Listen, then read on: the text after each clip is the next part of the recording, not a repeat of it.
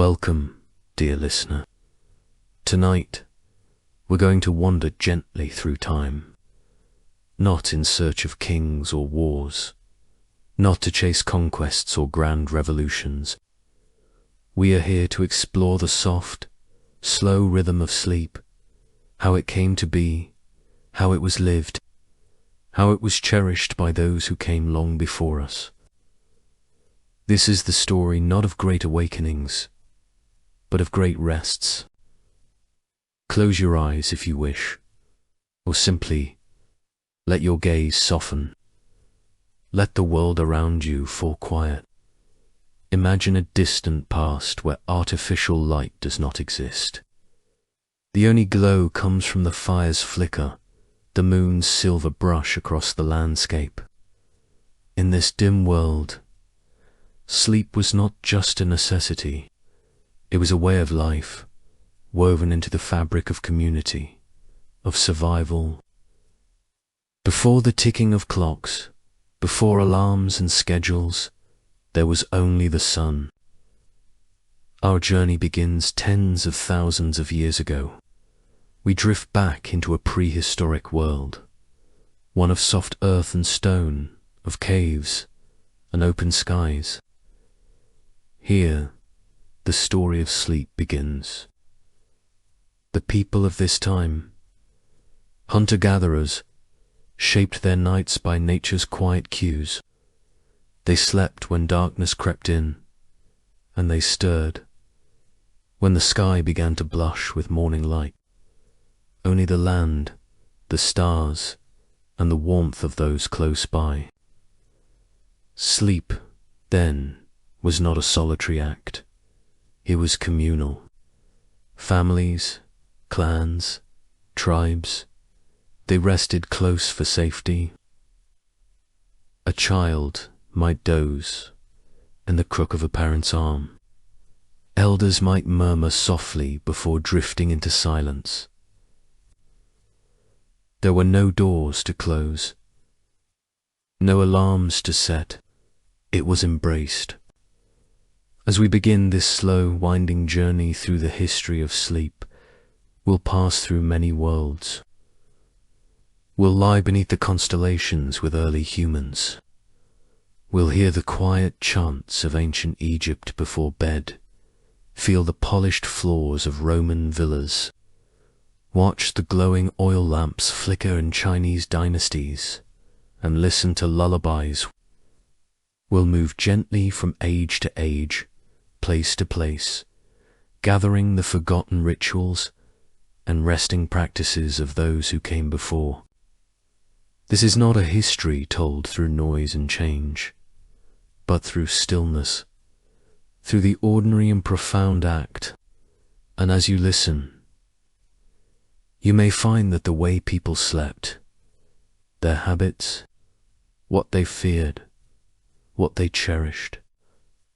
To sleep is to reveal something deeply human, our need for safety, our desire for comfort, our connection to darkness and to one another. We will speak slowly. We will let each place unfold like a dream, with no rush to wake. The world is filled with stories, but tonight they are told in whispers, in gentle winds. There is no need to stay alert. You are free to wander, to drift, to doze. The stories will wait for you here, suspended in the quiet like dust in evening light.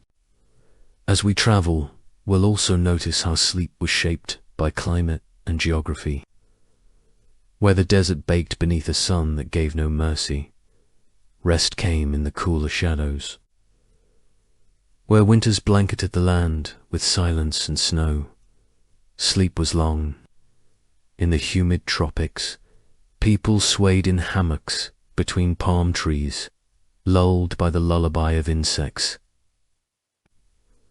Around every corner of the ancient world, sleep adapted, changed, evolved, and yet it remained essential. You may notice, too, how deeply tied sleep has always been two-story. For ancient peoples, the night was not just rest. Sleep was sacred, and in many traditions, sleep was seen as a small death, and waking a return from a hidden realm. These beliefs, quiet and soft-spoken, and as we reach the final notes of this introduction, let your breathing slow with the rhythm of these ancient nights. Whether you listen with wide-awake curiosity or drift slowly toward rest, this space is yours. A place to learn, to unwind, to reconnect with the deeply human practice of sleep. One that binds us all. In the soft hush of the prehistoric world, before the hum of machines or the flicker of firelight became common, there was only the rhythm of nature to shape the night. As the sun slipped behind distant hills, casting long golden shadows over the earth, the light gradually surrendered to a velvet darkness. Early humans, wrapped in animal hides and huddled beneath the open sky, began to drift into sleep not with urgency, but with a steady, timeless pull, but planet's own breath. The world grew quiet, save for the distant calls of nocturnal creatures, and the whisper, their sleep came gently, not forced, but invited. Their nights were not split by screens or schedules. Instead, they slept in sync with the waxing and waning of the moon, the lull of rain against the earth, the seasonal cycles that ebbed and flowed. A full moon might bathe the landscape in silver light, extending the evening and inviting quiet murmurs. Stories, or the observation of stars before slumber overtook them. On moonless nights, the blackness was complete, thick. They trusted the night, and the night held them in return, with all its mystery. Within caves, soot-streaked walls might reflect the dim flicker. These fires were not always for warmth. Often, they were the symbolic guardians of the tribe's spirit, watching silently. Smoke curled upward in soft ribbons, painting ghostly traces in the air, mixing with the scent of earth. The fire's crackle became a lullaby, the glow a gentle assurance in the darkness. Shadows danced across the stone walls, and perhaps even these early humans, unknowingly, found comfort in the abstract movement.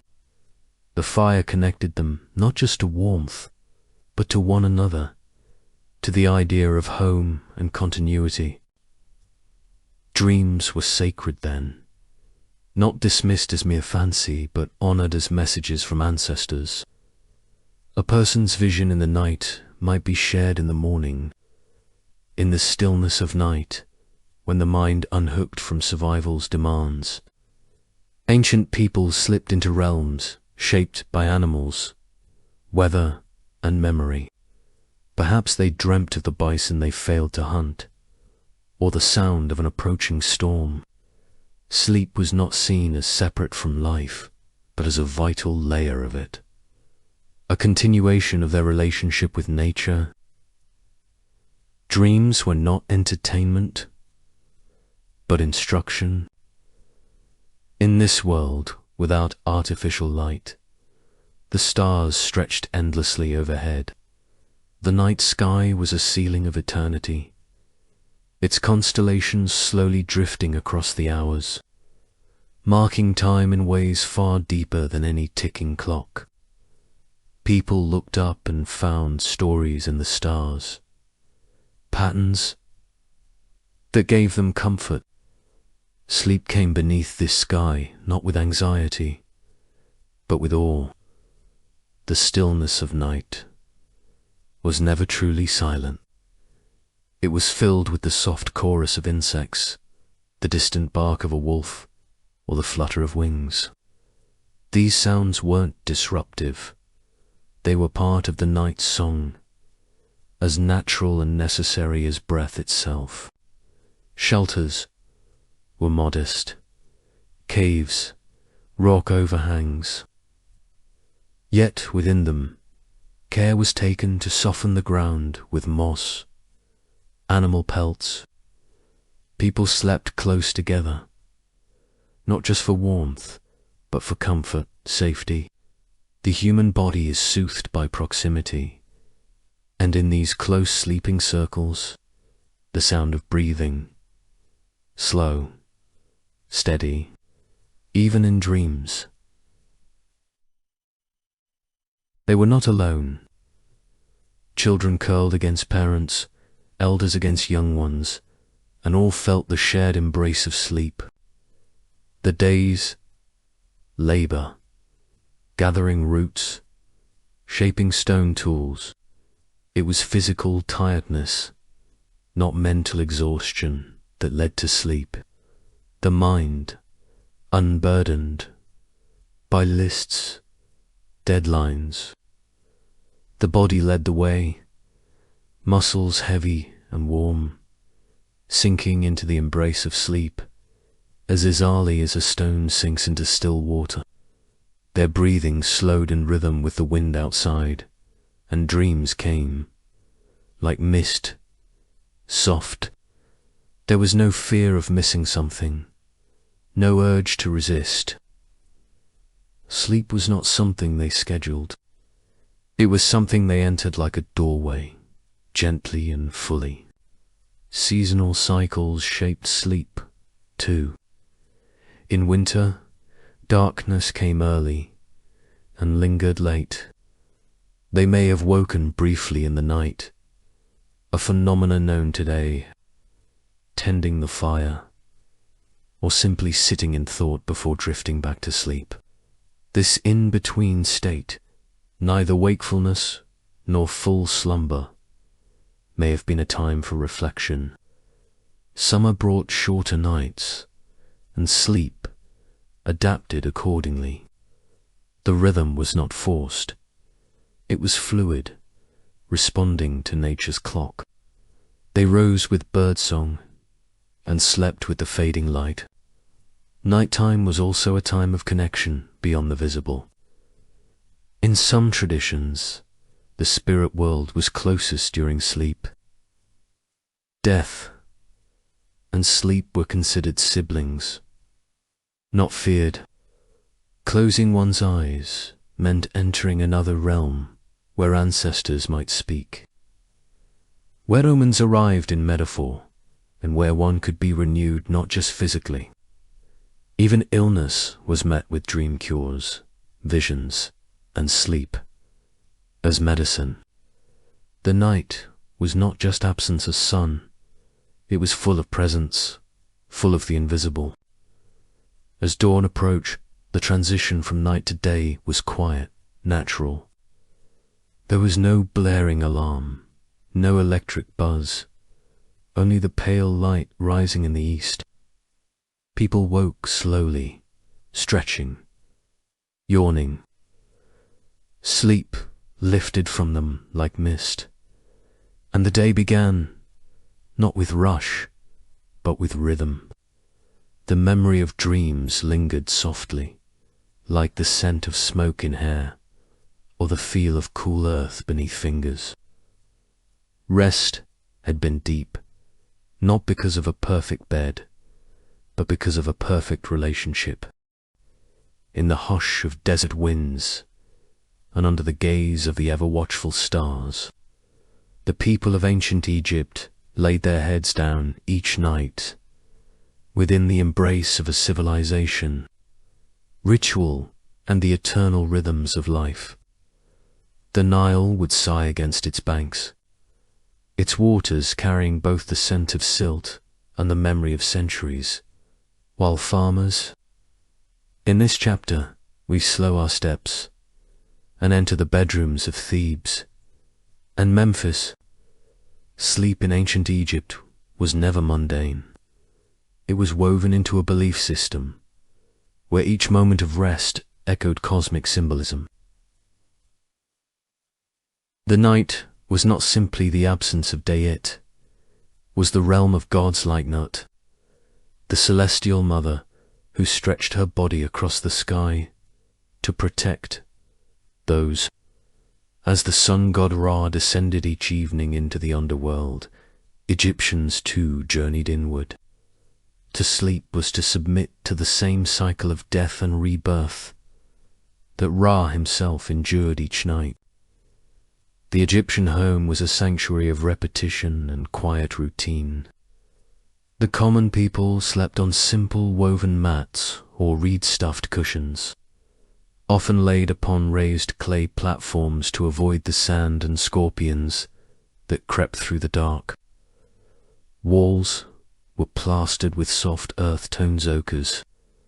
A pottery lamp might flicker low near the floor, its flame casting slow-moving shadows. Linen sheets, cool to the skin, would cover bodies, rubbed with scented oils, myrrh, frankincense, or lotus, believed to soothe the soul and invite peaceful dreams. In wealthier households, the sleeping arrangements were more elaborate. Carved wooden beds, slightly inclined at the head, were adorned with fine linens and feather-stuffed headrests, lifting the head as if in permanent watchfulness, warding off evil spirits that might wander by.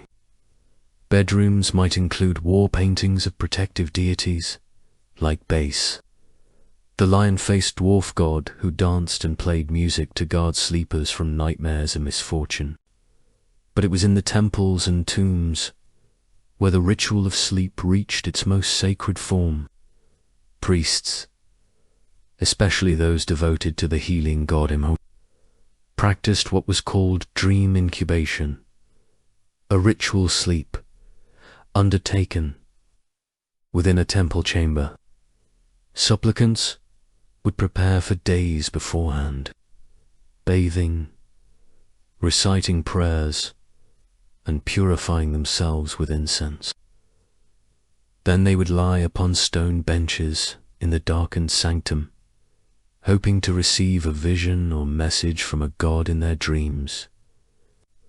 These dreams were not considered private wants. Morning came, they were discussed with temple priests. To sleep in Egypt was to believe in the permeability between worlds. Death was not a sudden void, but a sleep of transformation, a deep dreaming. Tombs, such as those in the Valley of the Kings, were built not as places of decay, but as royal bedrooms.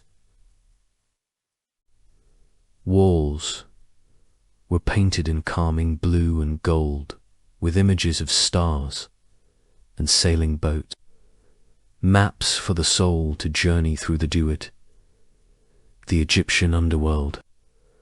The sarcophagus was not a coffin, but a sacred cocoon designed to cradle the body as it slept forever.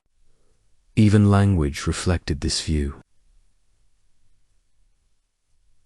The Egyptian word for death, Nenu. In funerary texts, the deceased was often described as one who had merely gone to sleep. The Book of the Dead, read aloud during burial rites, included lullabies to guide the soul, and invocations to gods like Anubis and Osiris. Music, too, was a companion to sleep.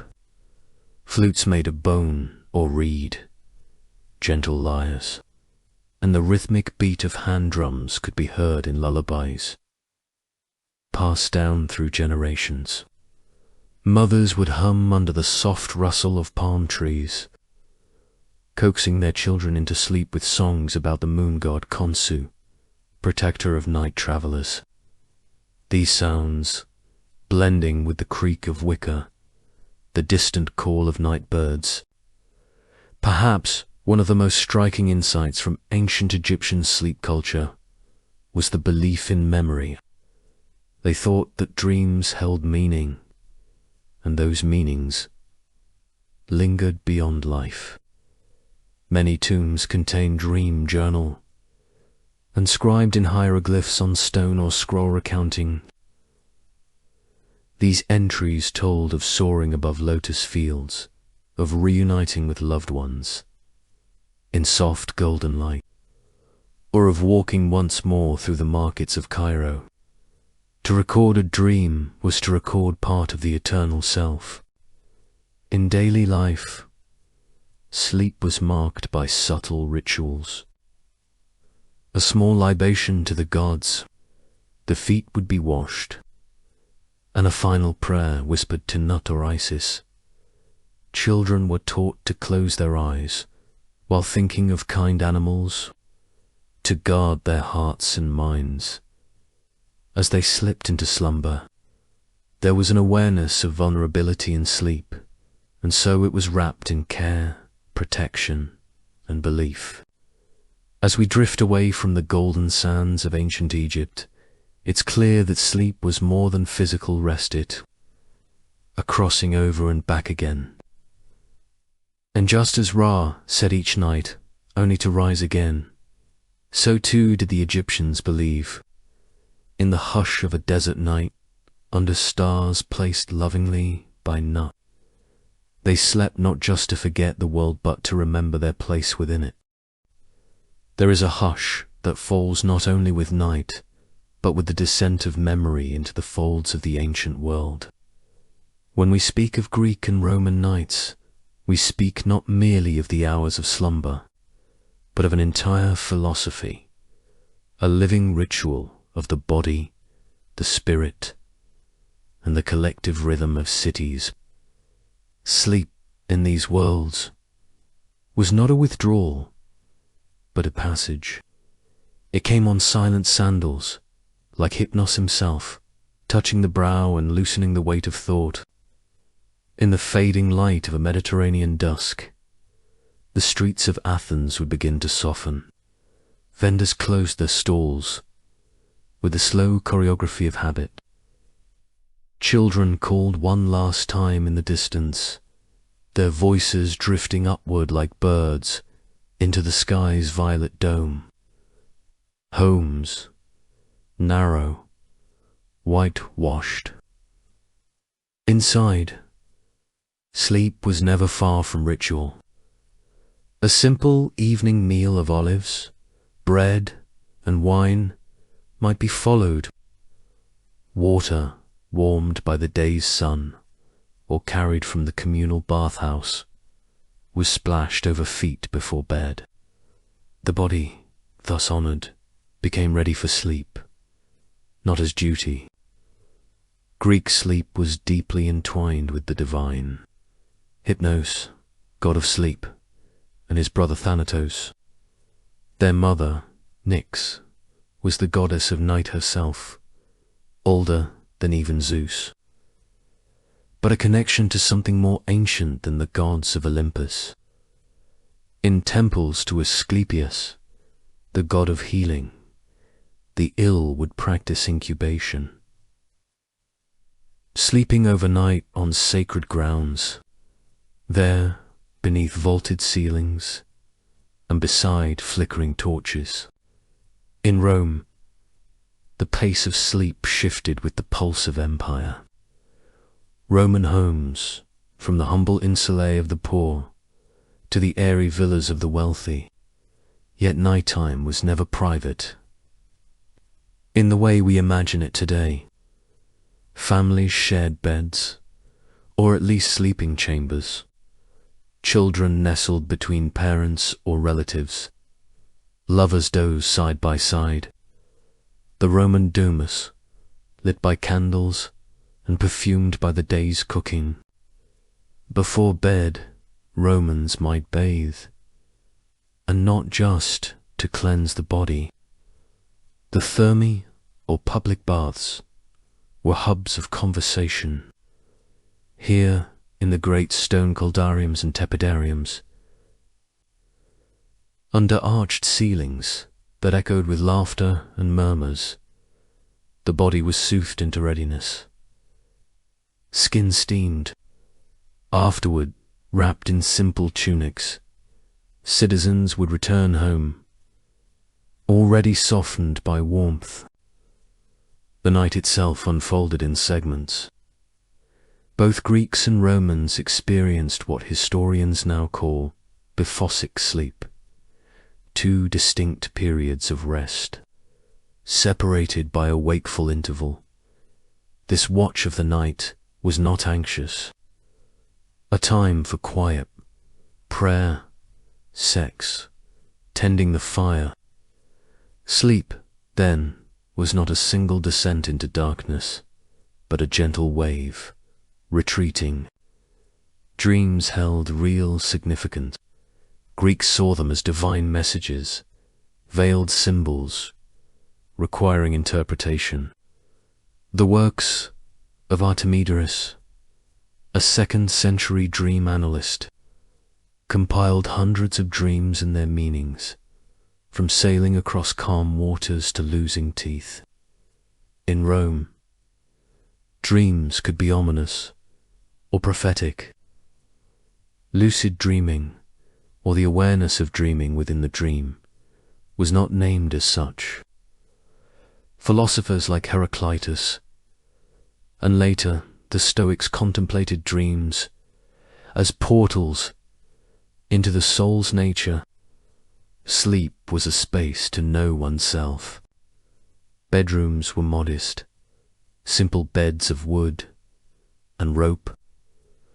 The wealthy might have carved bed frames and silk coverings, but the essential experience of rest, night breezes filtered through lattice-work windows.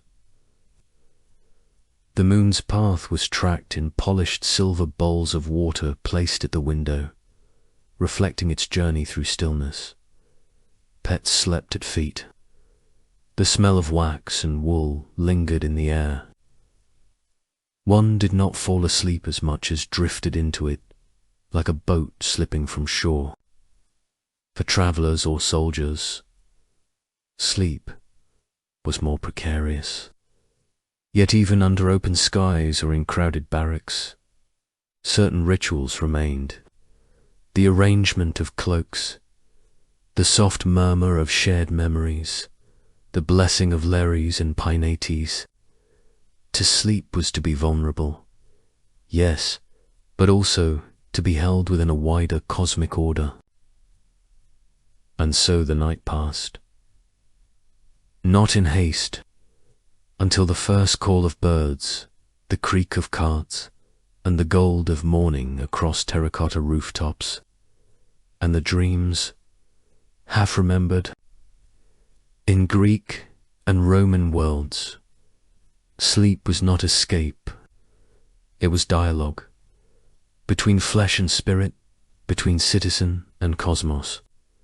To close one's eyes was to open a different kind of vision, a vision shared across stone walls, between generations, under the gaze of constellations that watched over every dreamer with patient, eternal light. In the hush of early Christian nights, where candlelight trembled upon stone walls, and psalms rose like breath into the heavens, sleep became more than rested. Was a sacred surrender? In the centuries that followed the fall of Rome, as the spiritual currents of Christianity swept across the Mediterranean world, sleep was slowly lifted from the realm of the mundane and woven into the mysteries of the soul. The faithful no longer simply closed their eyes against the darkness. They entered a state that echoed death, rebirth, and divine communion. To sleep was to submit the soul to God, and in that quiet offering, within early Christian thought, influenced deeply by Hebrew scripture and Greco-Roman philosophy alike. But unlike the pagan fear of Hades or the shadowed uncertainty of the underworld, in sleep the soul was thought to dwell in a vulnerable yet holy stillness, awaiting divine protection. To lay one's body down was to mirror Christ in the tomb, a nightly reminder of mortality. Dreams, too, took on sacred resonance. Visions were not merely flickers of the mind, but potential revelations. A monk might awaken weeping from a dream of angels, or trembling from a whispered temptation. Sleep was no longer neutral.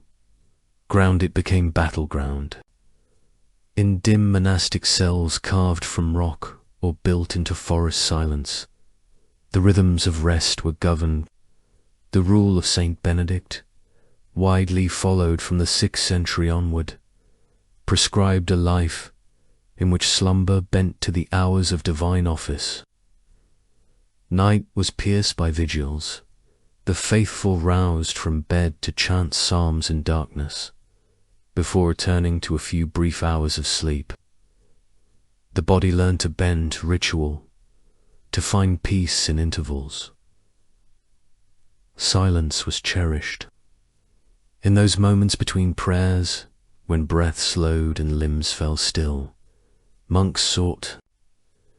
The desert fathers of Egypt, those austere mystics who fled the cities for solitude. Some embraced rest as a gentle part of God's design, while others feared its indulgence. Stories tell of ascetics who slept upright or on stone, who limited themselves to only brief rests. Yet even these extreme practices were less about denial and more about clarity. Sleep, when taken with reverence, sharpened the senses to the divine. For early Christians, the night was not to be wasted. It was to be lived inwardly, steeped in quiet devotion. In Byzantium, the rhythms of sleep echoed through golden mosaics. The Byzantine world, so richly adorned with icons and incense, carried its reverence for rest.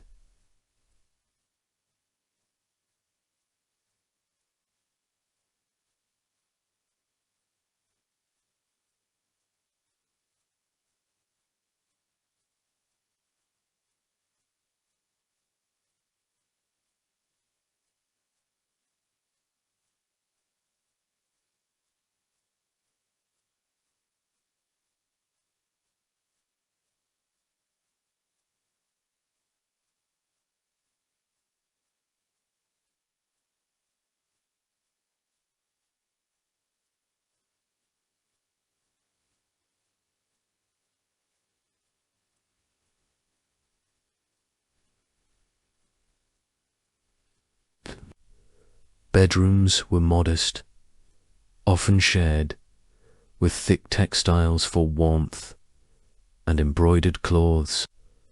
Icons hung above the bed, casting silent guardianship over those who slept beneath. Evening rituals included quiet prayer, the lighting of oil lamps. It was approached gently, as one might enter a sacred space. In cities like Constantinople, even the hum of urban life softened at night. Market stalls were folded, hymns echoed from chapels, and the air grew thick with stillness. Families might gather by candlelight, the flicker casting halos. Children were lulled to sleep with stories of saints who spoke to God. The Byzantine conception of sleep was deeply intertwined with protection, physical and spiritual. Amulets, crosses, and whispered blessings adorned bedsides.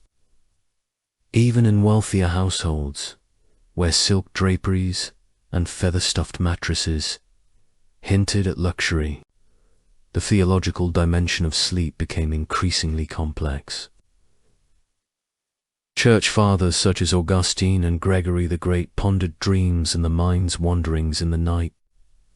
Was it the soul speaking, God, or the devil in disguise? Discerning the origin of a dream became a spiritual exercise. Yet there was also acceptance. Not all dreams required interpretation. Some were to be held lightly, as petals on water, drifting beyond understanding. What mattered most was the posture of the soul, to sleep in a state of peace, having confessed one's sins, having prayed with sincerity. In daily Byzantine life, sleep was often segmented.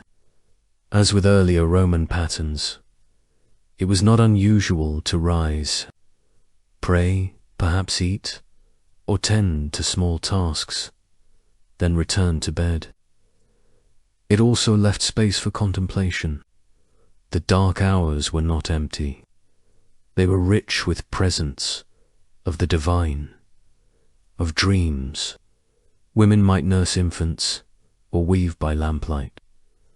Men might step into the courtyard to breathe the cold air and feel the stars. It was quietly alive. Art and hymnody also captured this nocturnal reverence. Chants like the Kontakion of the Theotarchus or midnight canons. In iconography, scenes of Christ sleeping on the boat during a storm. Dormition of the Virgin offered gentle metaphors for surrender and trust.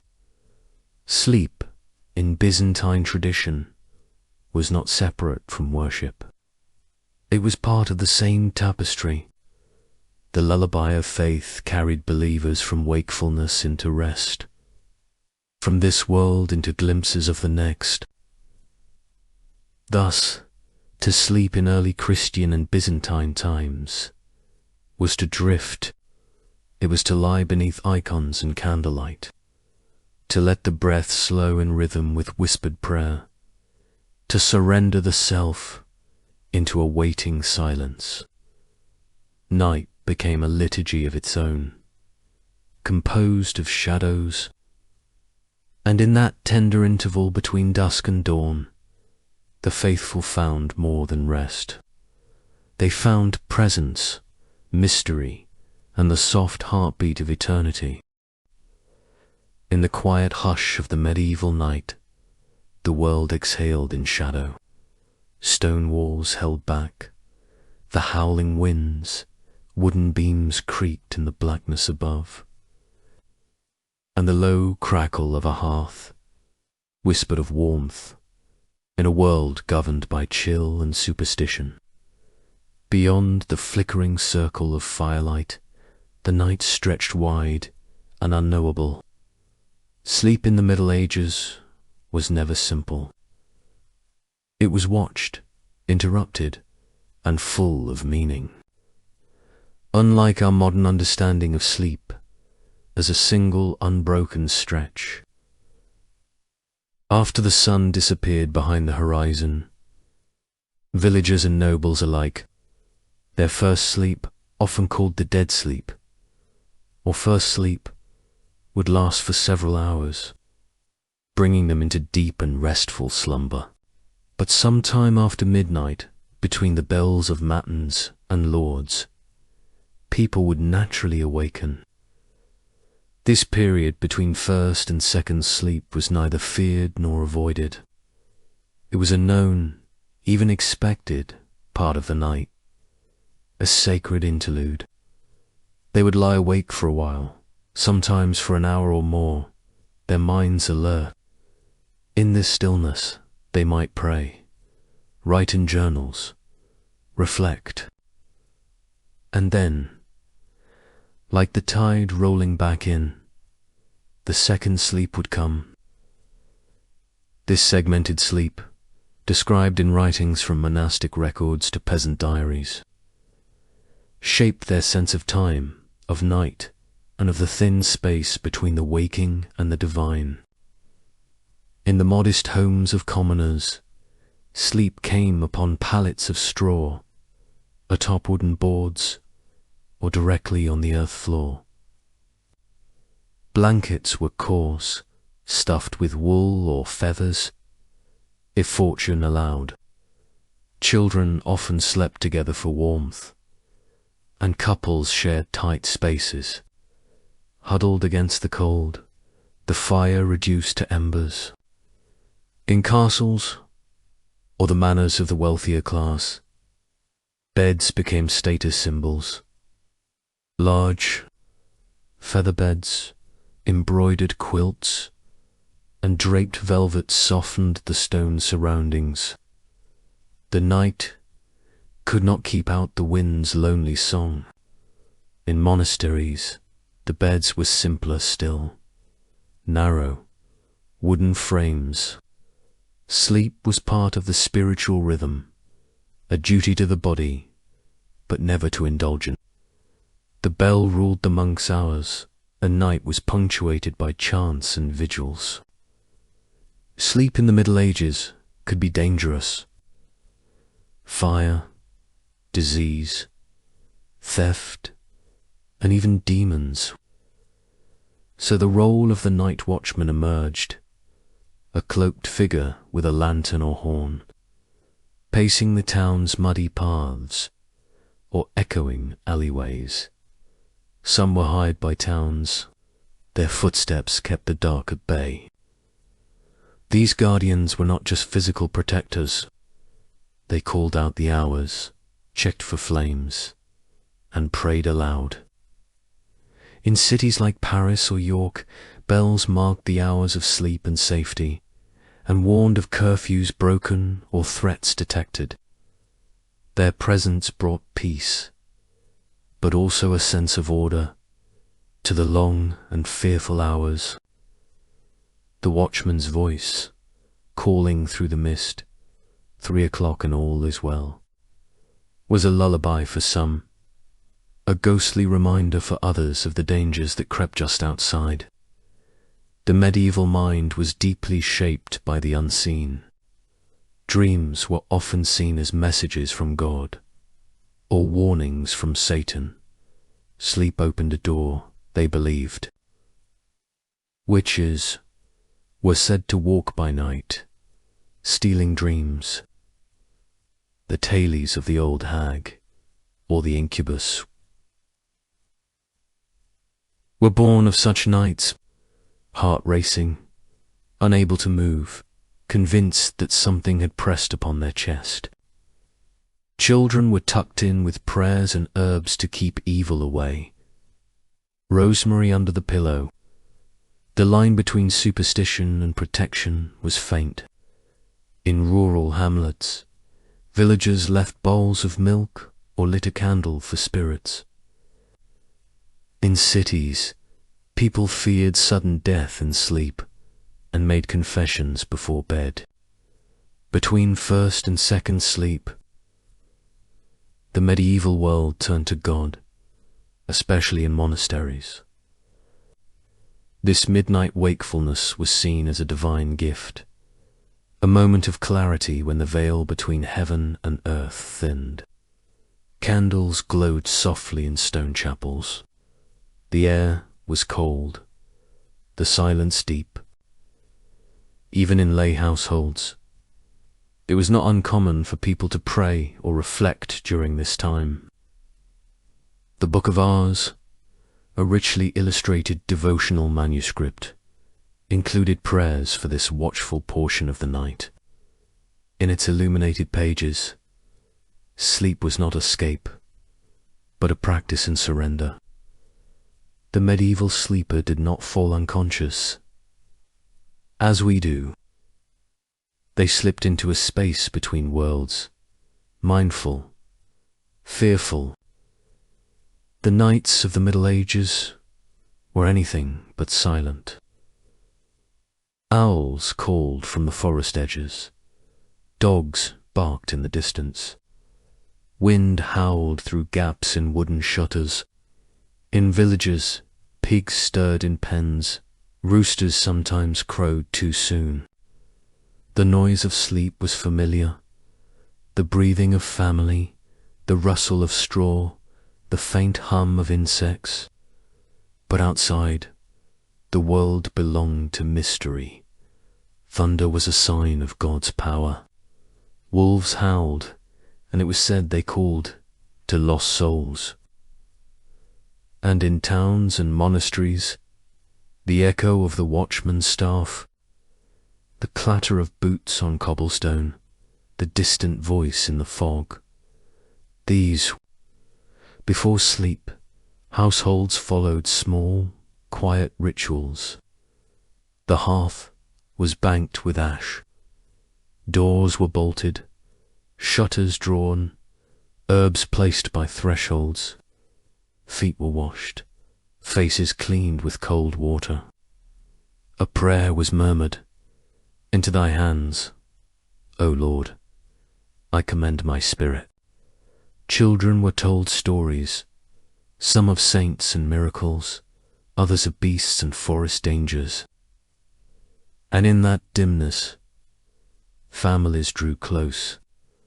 Some slept in shifts, especially if animals or crops needed guarding. Others huddled close for warmth. Sleep was never taken lightly. It was a time of vulnerability, of letting go. And so, layers of meaning were built around it. Religious, superstitious. The day ended not with noise or screens, but with silence and soft breath. Dreams, in the medieval world, were signs. Kings dreamt of future battles. Priests, commoners dreamt of animals, journeys, falling, and asked what it all meant. Books like the Samniel Danielis, a dream manual, helped interpret nightly visions. A black horse, dreaming of bread, meant blessings to come. The line between dreaming and prophecy was often blurred. To dream in the Middle Ages was to receive a message, and so the waking between sleeps became a space to remember, to write, or whisper, or confess what had passed through the soul's inner eye. In the medieval world, sleep was not just a bodily need. It was a ritual, a vulnerability, a moment of divine openness. Between the first and second sleep, people met themselves, and perhaps their God. They listened to the wind. They dreamed, not only for rest, but for meaning. And when the final bell of dawn rang, when roosters crowed in earnest, and the fire was stoked again, but from a night rich with rhythm, memory, and mystery.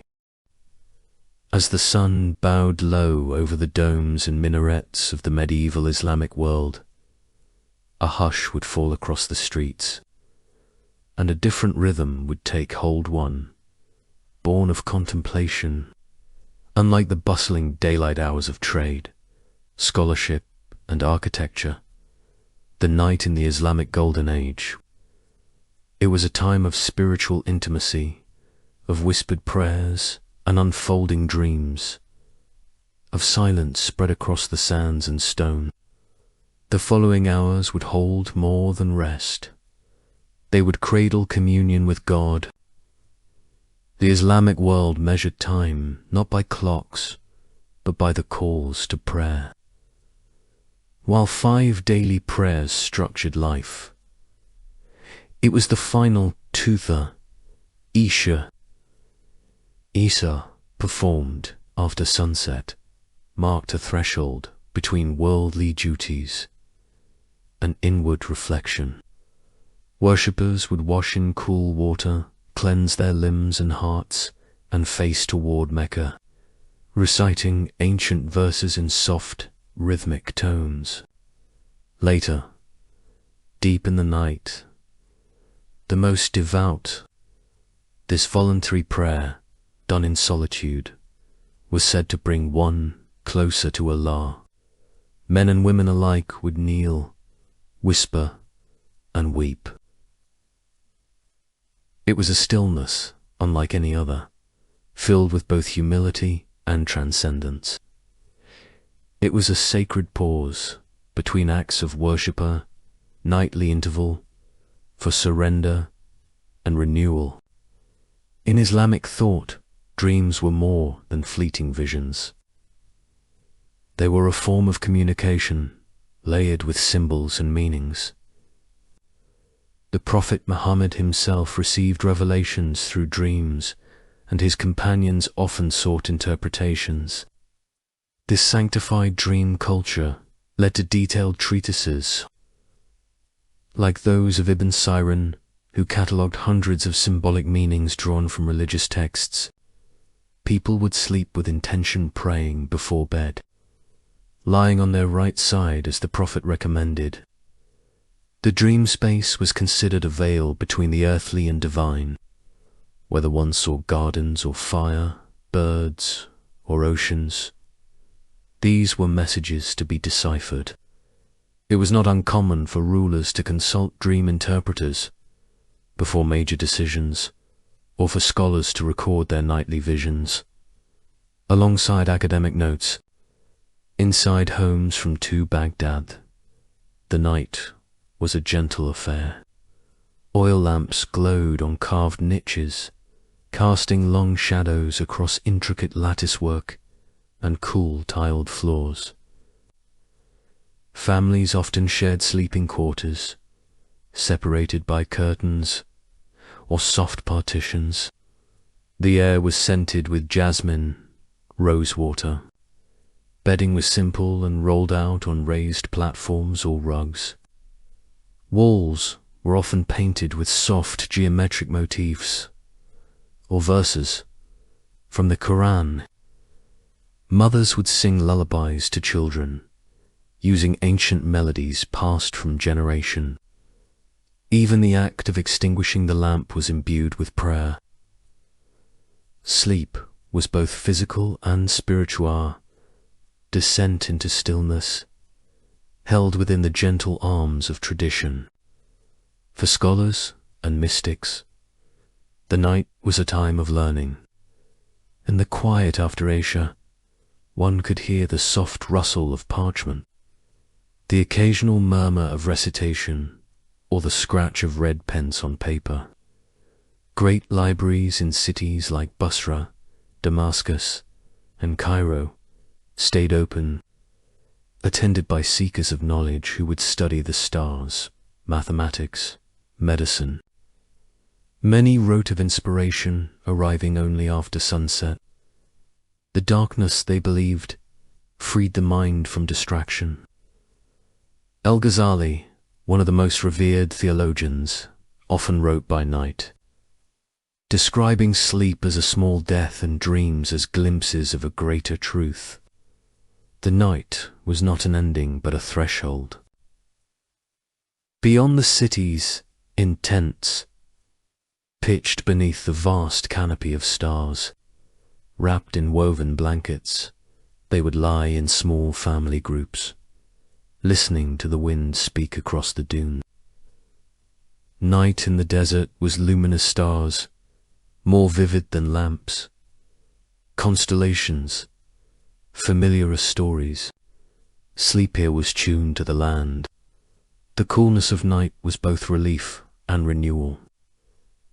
With camels resting beside them and fire embers fading to red, in this setting, dreams felt elemental, carried by wind and starlight.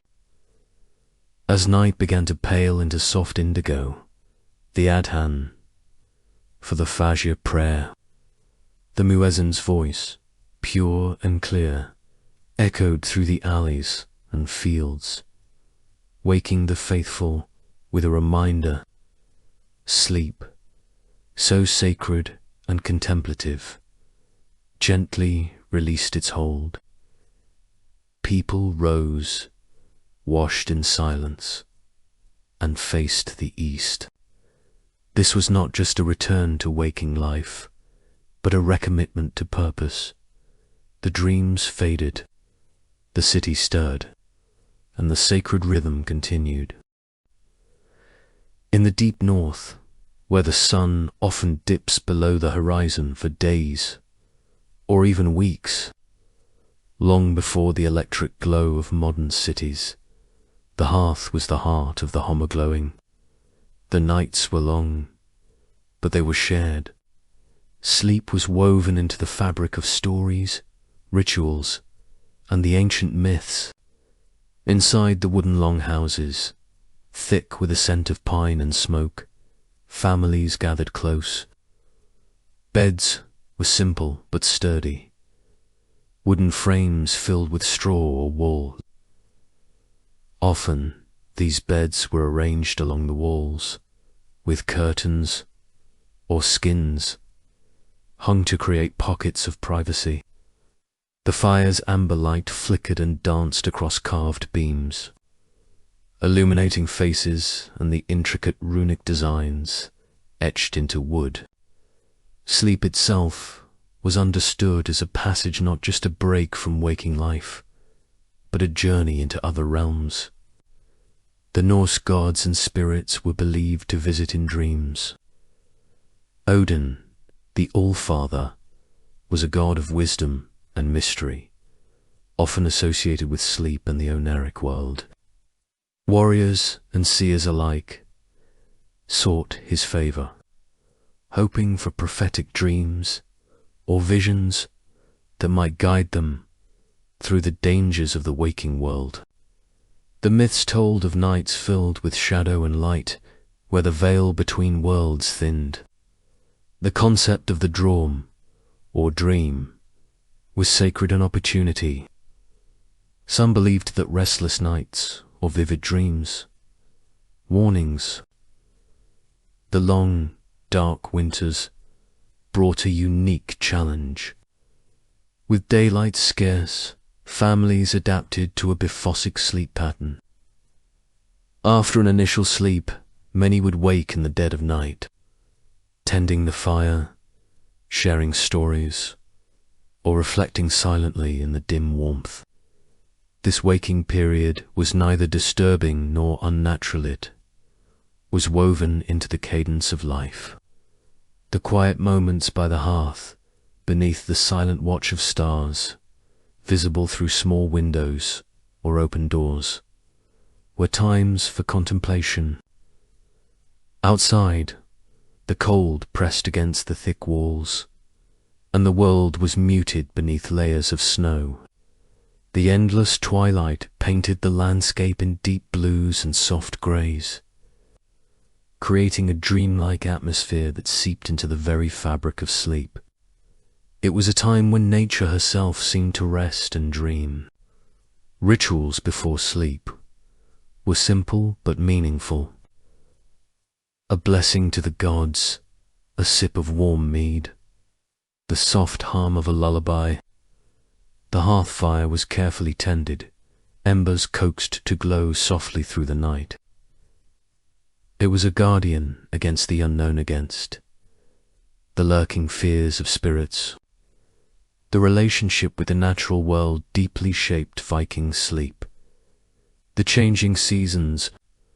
During the endless daylight of summer, sleep was short and light, sometimes stolen in naps or brief rests. But winter's darkness invited long periods of hibernation and dreaming.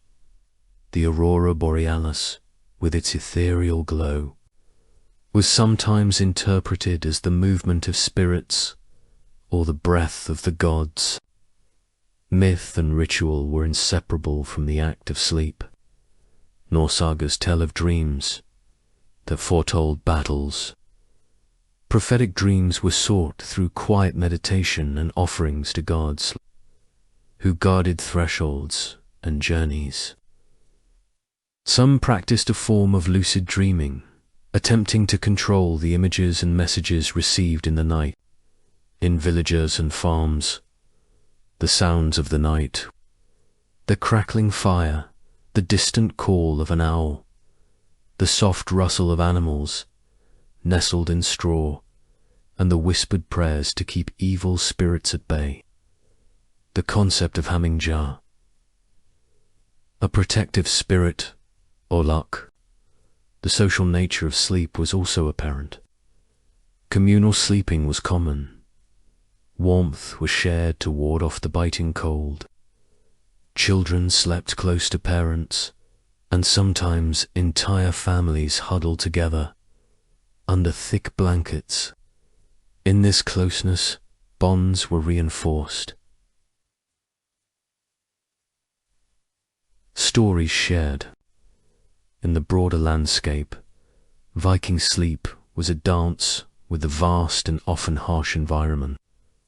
The cold, the dark, the silence all wove together into a nightly tapestry. To sleep was to trust the world, to enter a space where the living and the divine could meet. Thus, the nights of the Vikings were a blend of hearth and myth. Sleep was a sacred pause amid a world of storms and stars, a moment to gather strength, and to rest beneath the endless twilight of the north. As the sun dipped behind the rooftops of Florence and Venice, the soft flicker of candles began to awaken the shadows within the grand chambers and humble homes. This was a time of transformation, where art, science, and philosophy intertwined, weaving new understandings not only of the waking world, but also of the night and sleep itself, in the glow of candlelight. The old world of communal rest began to give way to new intimacies of privacy and reflection. Sleep, once a shared experience, was slowly becoming a personal sanctuary, a place where the mysteries of the mind could unfold. The bedrooms of the Renaissance were at once practical and poetic.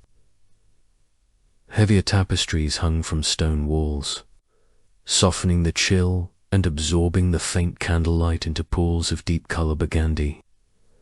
Beds grew larger and more ornate, their wooden frames carved with intricate patterns inspired by myth and nature. Feather-stuffed mattresses replaced straw, while silk sheets, the canopy bed, with its curtains drawn close, created a cocoon of warmth and privacy. This architectural shift reflected the era's growing appreciation for individual space. Night was an intimate companion. The candle was both light and ritual. Its flame was coaxed from wick to wick, filling the room with a golden warmth that chased away the darkness.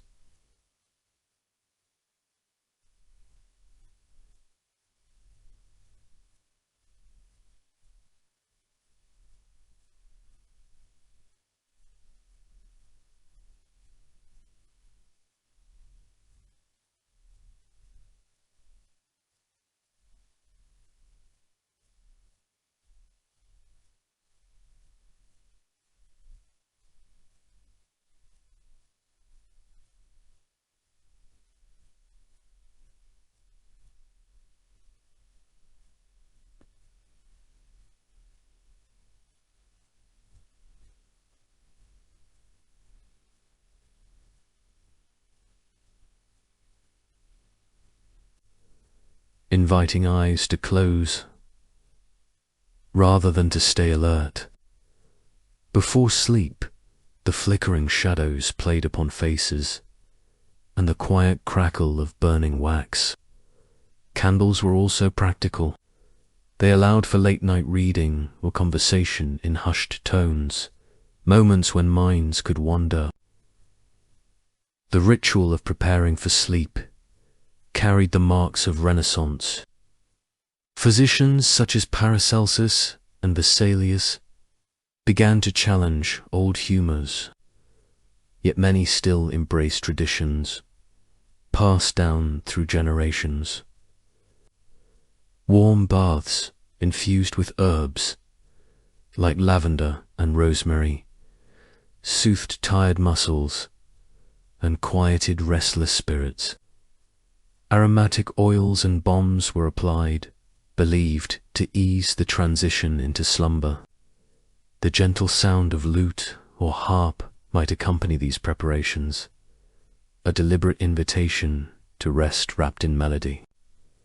In wealthy households, the night unfolded with ceremony. Before the final rest, family members might gather for prayers, or readings from classical texts, their voices low and measured, echoing through vaulted ceilings. Candles flickered beside illuminated manuscripts, and the written word bridged the conscious mind. The Renaissance mind saw sleep not simply as absence, but as a fertile ground for creativity. Dreams were pondered carefully. They might inspire poets, inform painters, or provoke philosophical inquiry. Yet sleep was not immune to the anxieties of the time. The shadow of illness, the spread of plague, and political unrest crept into the night. Bedchambers were sometimes sanctuaries against the fears of mortality, where prayers and charms mingled with the flickering light. The idea of watching over sleep took form, whether through household servants tending the fire and oil lamps, or through guardianship prayers. A striking feature of Renaissance sleep was the persistence of segmented sleep. It was common to sleep for a few hours after dusk, awaken for a period of quiet activity reading, intimate conversation before returning to a second sleep until dawn. This rhythm was supported by the gentle flicker of candles, the coolness of night air, and the softened sounds of the household settling. This interval of wakefulness was a liminal space, a threshold between worlds, where thoughts could drift or crystallize. The Renaissance also marked a burgeoning interest in medical explanations of sleep. Theories of humours, balance, and the flow of bodily fluids still held sway. Sleep was seen as necessary to restore this balancer time, when the body purified itself and the mind recharged. Medical texts offered advice on sleep hygiene, comfortable bedding, and avoiding heavy meals or stimulating activities before rest. In this era, the boundaries between science, superstition, the night might bring dreams filled with allegory and prophecy, or restless tossings driven by unseen forces. Bedside talismans, herbs, hung from ceilings, and whispered prayers were common. Yet these practices coexisted with the first stirrings of a more empirical approach to understanding the human body and its cycles. Outside the chamber, the city night carried its own sounds and rhythms. The clatter of horse hooves on cobblestones, the murmur of distant voices, and the tolling of church bells marked time and reminded sleepers of their place in a larger world. But behind heavy doors and drawn curtains, the Renaissance sleeper found a refuge, a place where light and shadow met, and where the mind could journey inward. Thus, Renaissance sleep was a tapestry woven from tradition and innovation, fear and hope, science and art, in chambers both grand and modest, as humanity edged toward a new understanding of itself. And the night, as twilight deepened over the sprawling settlements of the colonial era, homes across continents began to quiet beneath the gentle flicker of candlelight. The dawn of new worlds was accompanied by old rhythms, but these rhythms were slowly shaped and altered by technologies and cultures converging across oceans. Sleep during the colonial period was an intimate blend of tradition and adaptation, a nightly pause observed amid unfamiliar lands.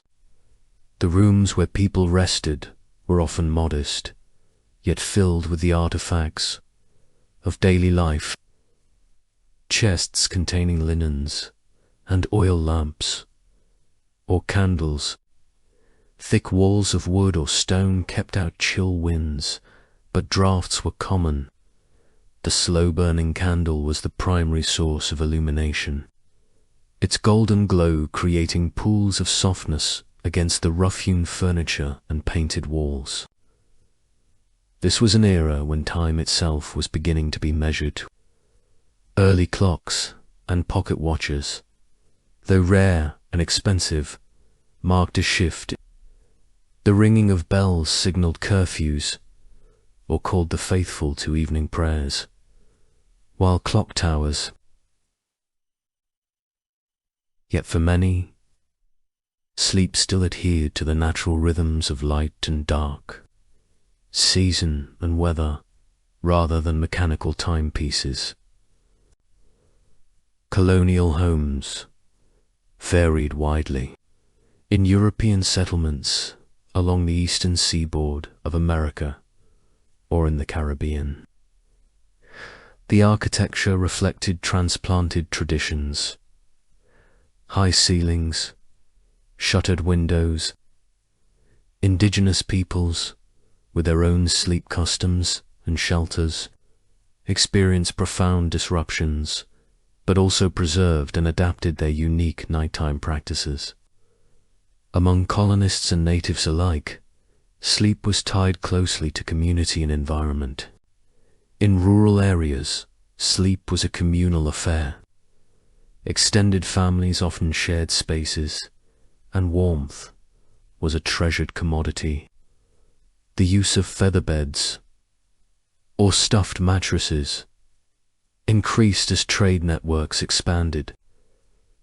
Thick curtains were drawn to keep out insects and cold, and windows were often shuttered tightly to maintain a cozy darkness. Nighttime rituals were a blend of practicality and spirituality. Families might gather for evening prayers, reading from Bibles or hymnals. By candlelight, lullabies and whispered stories wove comfort for children. The presence of amulets or religious icons by the bedside, echoing beliefs brought from Europe and blended with local traditions. The colonial period also marked the gradual acceptance of segmented sleep patterns, with first and second sleeps. During these quiet hours, some would engage in household chores, tend to animals. This interlude between sleeps was a time of calm, contemplation, prayer, or even social visits in some communities. Medical understandings of sleep were evolving but remained intertwined with older ideas of humors. And the balance of bodily fluids. Physicians and herbalists recommended remedies, such as infusions of valerian. The air quality in crowded homes and burgeoning cities posed challenges. Yet people adapted their environments as best they could with curtains, window placement, and bedding. Outside the home, the sounds of the colonial night varied by region.